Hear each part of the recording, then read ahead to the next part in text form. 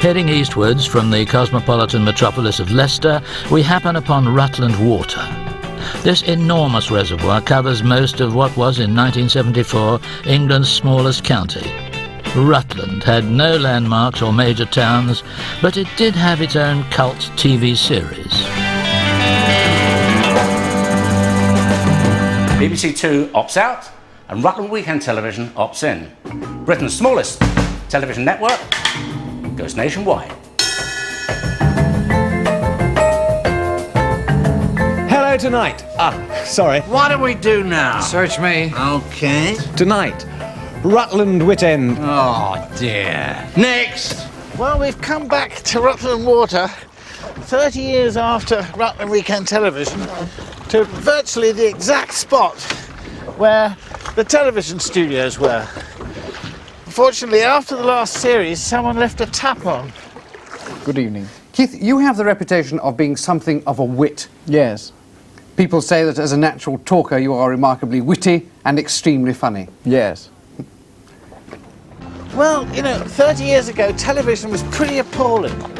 And it seemed to us that, you know, it could do with a bit of sending up. Look out, over there! What is it? A commercial break! Avoid it! Next week, we'll be looking at sex in the theatre and wondering whether the audience shouldn't wait until they get home.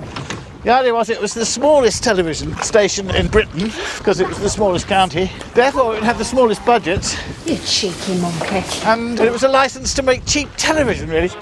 Filmed expensively on location in Rutland, you can see the might and majesty and length of the French army as it advances on Moscow.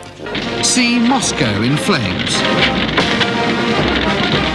You could argue that we were probably spending more money on Rutland Weekend Television than they'd probably spend on television shows like this. Not like this one, of course. This has had lots of resources and time put into it. We would like to apologise for the overmanning on this programme, which is due to an administrative error in the bookings department. Eric had just sort of separated with his wife, and so he had a slightly skewed view of love. You have to put people who are in love in hospital, because they're sick. Otherwise, other people will catch it. Nasty, filthy little disease. And some of these didn't come off as really funny. They may be true, but they weren't really funny. But some of it is, I think, is pure wonder. This man is suffering from love songs. It's incurable, but worth a fortune. I feel good, I feel bad. Probably Rutland Weekend Television is most famous for kicking off the Rutles. We were the prefab four, yes. Yes, a legend in our own lunchtime.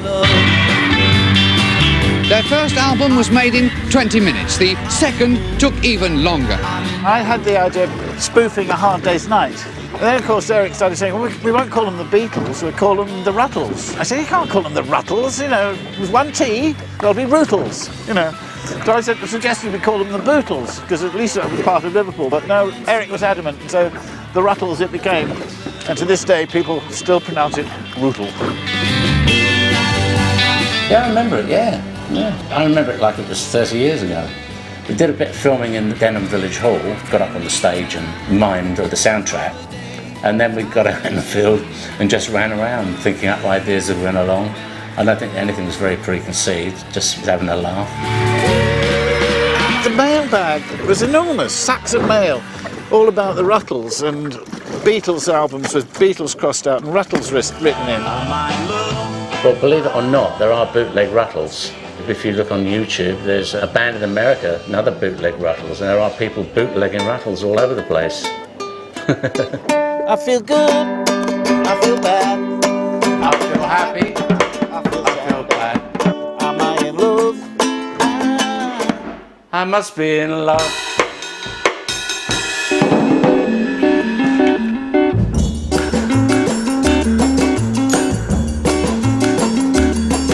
Continuing south on our comedy quest, we reach Northampton, a town famous for shoes.